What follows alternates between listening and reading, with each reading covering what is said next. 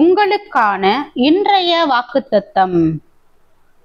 இந்த கடைசி நாட்களில் குமாரன் மூலமாய் நமக்கு திருவுளம் பற்றினார். இவரை சர்வத்துக்கும் சுதந்திரவாளியாக நியமித்தார்.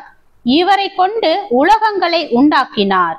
இவர் அவருடைய மகிமையின் பிரகாசமும் அவருடைய தன்மையின் சொரூபமுமாய் இருந்து சர்வத்தையும் தம்முடைய வல்லமையுள்ள வசனத்தினாலே தாங்குகிறவராய் தம்மாலே தாமே நம்முடைய பாவங்களை நீக்கும் சுத்திகரிப்பை உண்டு பண்ணி உன்னதத்திலுள்ள மகத்துவமானவருடைய வலது பாரிசத்தில் உட்கார்ந்தார்.